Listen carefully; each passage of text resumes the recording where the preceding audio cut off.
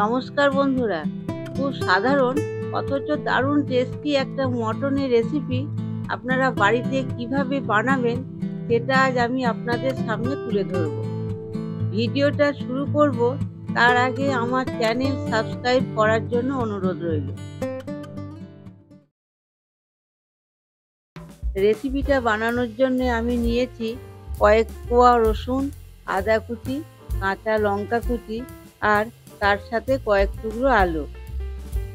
এখন একটা মিক্সার গ্রাইন্ডারে আদা, রসুন ও কাঁচা লঙ্কা কুচি দিয়ে তার সাথে কিছুটা জল যোগ করে আমি একটা পেস্ট বানিয়ে নেব। আর সঙ্গে নিয়ে নিচ্ছি 3টি মিডিয়াম সাইজের পেঁয়াজ। এখানে আমি 600 গ্রাম মতো মটন নিয়েছি, যেটা ভালো মতো ধুয়ে পরিষ্কার করে রেখেছি। এখন এর মধ্যে কিছুটা হলুদ, কিছুটা নুন, অর্ধেক আদা রসুন কাঁচা লঙ্কার পেস্ট ও 100 গ্রাম টক দই দিয়ে ভালোভাবে মাখিয়ে 30 মিনিটের মতো ম্যারিনেটের জন্য রেখে দিয়েছি।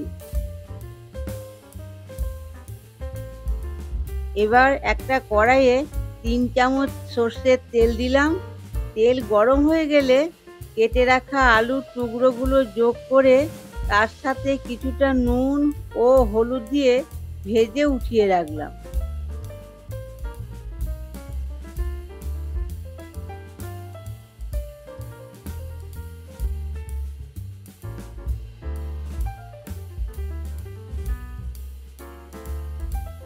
এখন ওই তেলে ফোড়ন হিসাবে দিচ্ছি এলাচ, লবঙ্গ ও দারুচিনি।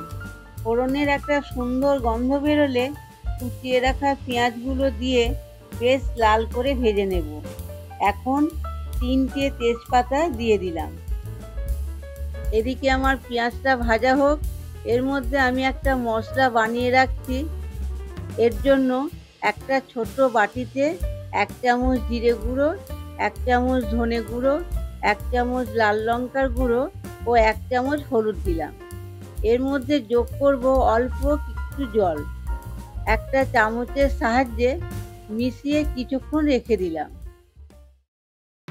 পেঁয়াজের মধ্যে যখন একটা হালকা ব্রাউন কালার চলে আসবে, এর মধ্যে আমি বাকি অর্ধেক আদা রসুন ও কাঁচা লঙ্কার পেস্টটা যোগ করব ও কিছুক্ষণ নাড়াচাড়া করব। সঙ্গে যোগ করছি 4টে মিডিয়াম সাইজের টমেটো।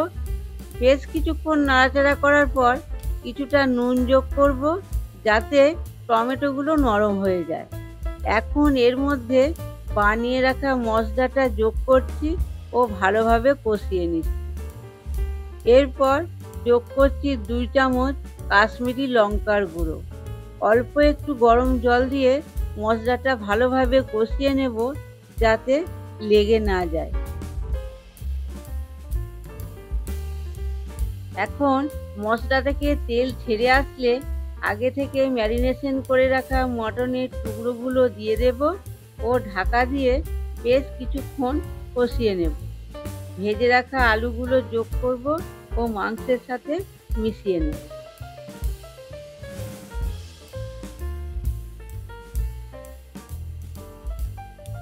এখন একটা প্রেসার কুকারের মধ্যে পুরো মাংসটা ঢেলে দেব। সঙ্গে যোগ করব গরম জল পরিমাণ মতো, চিনি 1 চামচ, 1 চামচ গরম মশলা যোগ করব। সঙ্গে কিছুটা জায়ফল গুঁড়ো দিচ্ছি, এতে মটনের টেস্ট অনেকটা বেড়ে যায়। এখন প্রেসার কুকারের ঢাকনা বন্ধ করে 3টে সিটি অবধি অপেক্ষা করব। 3টে সিটি পড়ে গেলে প্রেসার কুকারের ঢাকনা খুলে দেব ও মটন রেডি। এই মটন আপনারা গরম গরম নান বা গরম ভাতের সাথে পরিবেশন করুন। কেমন লাগলো রেসিপিটা জানাবেন। ভালো থাকবেন, সুস্থ থাকবেন। দেখা হচ্ছে পরের একটি নতুন ভিডিও নিয়ে।